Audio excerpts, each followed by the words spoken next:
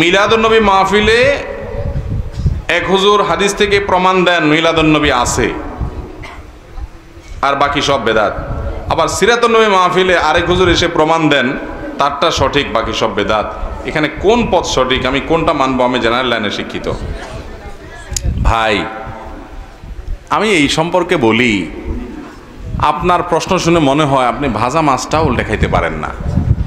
আপনি এত সোজা সরল মানুষ যে হুজুররা একজন আপনারা হাইকোর্ট দেখায়, আরেকজন সুপ্রিম কোর্ট দেখায়, আপনি কোন দিকে যাবেন কুল পাচ্ছেন না। আপনি জেনারেল শিক্ষিত মানুষ, আপনি কোরআন হাদিস সম্পর্কে আপনার ধারণা নাই। হুজুররা আপনারা একজনে একদিক বলে, এই জন্য আপনি এখন দিশেহারা, আপনি বিরক্ত, আপনার মেজাজ গরম, হুজুররা এত রকম কথা বলে কেন? বাহ, এটা আল্লাহরে যা বলিয়েন কিয়ামতের দিন, আল্লাহ আমার কি দোষ? এই মৌলবীরা একটা একটা একদিকে টানছে, আমি কোন দিক যাব? মায়ের একটাও নিচে হবে না। আল্লাহ বলবে দুনিয়ার সব ঠিকই বুঝছো, শুধু ইসলামটার বেলা আসলে হুজুরদের দোষ দিয়া বলছে হ্যাঁ হুজুররা একটা বলে আমি কোনটা করব? ভাইরা আমার, এক এক হুজুর এক একটা বলবে, এটা স্বাভাবিক, এটা অস্বাভাবিক না। নবী করিম সাল্লাল্লাহু আলাইহি ওয়াসাল্লাম বলে গেছেন ফাইন্নাহু মান ইয়াইশ মিনকুম বাদি ফাসায়ারা ইখতিলাফান কাসীরা, আমার পরে যারা পৃথিবীতে বেঁচে থাকবা তোমরা দেখবা নানান মত, এক এক হুজুর এক একটা বলে, এরকম অনেক কিছু দেখবা তোমরা। ওই সময় আমরা কি করব? নবীজি বলে গেছেন না, জান নাই? তিনি বলে গেছেন ফালাইকুম বিসুন্নতি, তোমরা দেখবা আমি কি করছি, রাসূল সাল্লাল্লাহু আলাইহি ওয়াসাল্লাম কি করছে। কোন হুজুর কি বলে দেখো, হুজুর কোরআন থেকে হাদিস থেকে রেফারেন্স দেয় কিনা, সম্ভব হলে মিলাও, বাংলা অনুবাদ হয়ে গেছে সব, এরপরে তুমি সেটা অনুযায়ী আমল করো। যদি আল্লাহ না করুক ভুলও হয় তোমার, তাও আল্লাহ মাফ করে দিবেন, কিন্তু হুজুরের দোষ দিয়ে পার পাবা না। আমি প্রায় সময় বলার চেষ্টা করি ভাই, একটা এক্সাম্পল দিয়া। আচ্ছা, এই যে আপনারা তেল খান, সয়াবিন তেল, বিভিন্ন ব্র্যান্ডের তেল আছে না? তীর আছে, রূপচান্দা আছে, বসুন্ধরা আছে, ফ্রেশ আছে, হ্যাঁ পুষ্টি আছে, আর অনেকগুলো আছে না? কোনটা খাঁটি বলে? কোনটা বেশি খাঁটি? এটার কোনো উত্তর দেওয়া যাবে? কারণ সব কোম্পানির বোতলের গায়ে লেখা আছে 100% খাঁটি। আজ পর্যন্ত কোনো কোম্পানি পাইছেন যে বলে ভাই আমি 2 নম্বরই কথা বলি না, আমার 99% খাঁটি, 1% ভেজাল আছে? এরকম বলে কেউ? বলার সময় তো চান্দু বলে কি 100% খাঁটি। আপনি তখনও রাগ করে বলছেন যে এই বেলায় এরটা খাঁটি, এর বলে এরটা খাঁটি, এই বলে এরটা খাঁটি, এতজন এত কথা বলে তো এটা তেলই খাবো না। শেয়ানা পাবলিক, এখানে তো এটা বলেন না। একদিন এটা কিনা খান, আরেকদিন ওইটা কিনা খান, দেখেন পেটে বুটবাট করে কিনা, ফুটফাট করে কিনা, শরীরের সাথে আপনার ম্যাচ করে গেছে, টাকাও মিলে গেছে, কোনোটা ভালো মনে হয়েছে আপনি সেটাই খান। ঠিক না বেঠিক? বিবেক খরচ করেন, বুদ্ধি খরচ করেন, বুঝার চেষ্টা করেন। দুনিয়াটা তো ভালোই বুঝেন মাশাআল্লাহ। শুধু আখিরাতের বেলা আসলে, ইসলামের বেলা আসলে শুধু হুজুরদের গায়ের সব দোষ দিয়ে আপনি ফেরেশতা হয়ে যান। আমরা কোন দিক যাব? বাহ, আল্লাহ আপনাকে আকল বিবেক দিছে না দেয় নাই?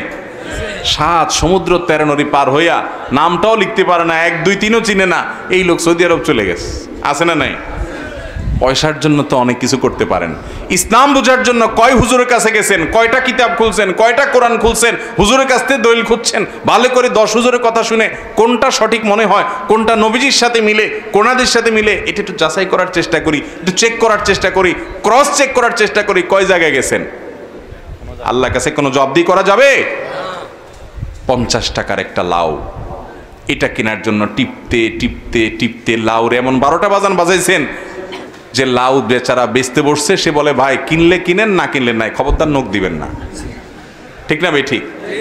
যে 50 টাকার লাউটা কিনবো, এটা যেন ভেজাল না হয়, এই জন্য আমি টিপা দেখি, তাই না? আলু পটল কিনেন, এত চেক করেন। আমাদের কাছে ইসলামটার দাম আলু পটল আর লাউ চাইতে কম হয়ে গেছে। যে যাচাই করার দরকার, যাচাই বাছাই করার দরকার নাই, চেক করার দরকার নাই, চেক করার জন্য কষ্ট করতে রাজি না। লাউর পিছনে যত কষ্ট করি, যত টিপ দেই, হুজুরদেরকে এত টিপি টিপি দেখি না, হুজুরেরটা ঠিক না ওরটা ঠিক। ঠিক না বেঠিক? আল্লাহ তাআলা আমাদেরকে বোঝার তৌফিক দান করুন। মানুষ মারা যাওয়ার পর, যে মারা যায় তার আত্মীয় স্বজনদেরকে এলাকাবাসী খানা খাওয়াবে, কারণ তাদের মন খারাপ, প্রিয় মানুষকে হারায়, রান্না করার মানসিকতা নাই, তাদেরকে রান্না করে খানা খাওয়াবে। এটা হলো সুন্নাহ। এটা হলো কি? আর এলাকাবাসী যে মারা গেছে তার ছেলে মেয়ের কাছে, তার পরিবারের লোকদের কাছে 7 দিনা, 3 দিনা, 40 দিনা নাম দিয়া বিভিন্ন রকমের জিয়াফত খাওয়া, এটা হলো বেদাত। এটা হলো কি? বেদাত। বাংলাদেশের সবচেয়ে বড় বেদাত এটা। এর চেয়ে বড় বেদাত বাংলাদেশে নাই। মানে এই বেদাত ঘরে ঘরে, জায়গায় জায়গায়। এই বেদাত মানুষ ইচ্ছায় করে অনিচ্ছায় করে, কারণ না করলে বলে কি ছেলে রেখে গেছে, কারোর একটু হাতও ধোয়াইলো না। এরকম ছোট লোক আছে না নাই? এগুলো না জায়েজ কথা। আরে ভাই, মানুষ খাওয়ায় হলো খুশি হলে। মানুষ খাওয়ায় কখন? বিয়ে করছেন, নতুন বউ ঘরে আসছে, খুশির ছোট অলিমা খাওয়ান। আল্লাহ একটা নতুন বাচ্চা দিছে, এজন্য খুশি হয়ে আকিকা খাওয়ান। ছেলে ভালো রেজাল্ট করছে, খুশি হয়ে মানুষের মিষ্টি খাওয়ান। মানুষ খুশির চুটে সাধারণত একজন আরেকজনকে খাওয়ায়। আমার বাপ মরছে, মা মরছে, প্রিয়জন মরছে, আমি কি খুশি যে আমি আপনাদের খাওয়াবো? এই জন্য আপনারা শক্ত ধরবেন, গো ধরবেন, যে মানুষ বখিল বলে বলুক, কৃপণ বলে বলুক, আমার বাপ মা মারা গেছে, এলাকাবাসী তোমাদের আমি অন্তত খাওয়াইতেছি না। যদি বাপ মার পক্ষ থেকে দান করতে হয় তো গরিবের 1 বস্তা চাল কিনে দেন, একদিনে বাজার করে দেন, 2টা মাছ কিনে দেন, তাদেরকে 2 কেজি গোশত কিনে দেন, এক বেলার খাবার কিনে দেন, তাদেরকে সহযোগিতা করেন। কিন্তু এলাকাবাসীকে হাত ধোয়া খাওয়াবেন না। মনে হয় যে বিয়ে বাড়ি, সামিয়ানা টামিয়ানা টাঙ্গায় এমনভাবে খাওয়াইতেছে মনে হয় যে বিয়ের অনুষ্ঠান। ঠিক না ভাই? ঠিক। এটা হিন্দুদের শ্রাদ্ধ থেকে আসছে। একটু পড়ালেখা করেন, ঘাটেন, দেখবেন পাবেন। গুগলে গিয়ে সার্চ দেন, তালিব বেশর অফালা আকার দয়ের পিঠে বড় ধ শ্রাদ্ধ, এটা লেখা গুগলে অনলাইনে এখন সার্চ দেন, দেখবেন পাবেন। কি হিন্দু ধর্ম মতে কোনো মানুষ মারা গেলে ওই মৃত মানুষের তরফ থেকে আত্মীয় স্বজনরা যদি লোকজনকে না খাওয়ায়, তাহলে তারা মনে করে ওই লোক স্বর্গে খাওয়ান পায় না, এজন্য খাওয়ান লাগে। ওই জিনিস তাদের মধ্যে আছে, তাদের ধর্ম তারা পালন করুক, তাদের ব্যাপার।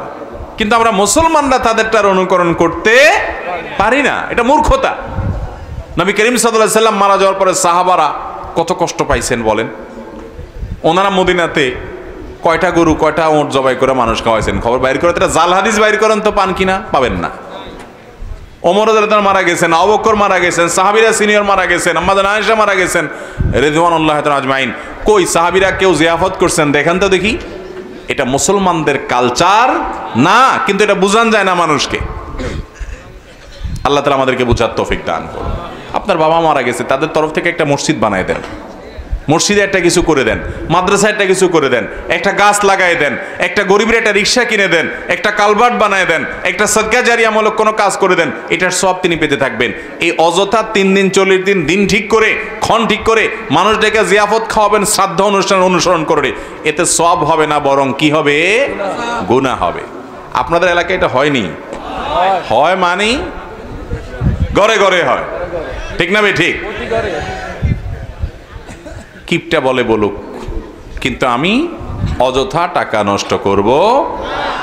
মুরব্বীরা বলবে কি দিন বার হয়েছে, হুজুররা কি এর মাসালা বার করে, খানা দানাও বন্ধ করে দিব বলে। হ্যাঁ, ও হুজুররা আরো বেশি করে খাইতে, তো যে হুজুর বেশি বলে বুঝতে হবে ওনার এখানে কি আছে, পাত্তির কামসাম আছে, ব্যবসা বাণিজ্য আছে। আল্লাহ তাআলা হুজুরদেরকে হেদায়েত দান করুন।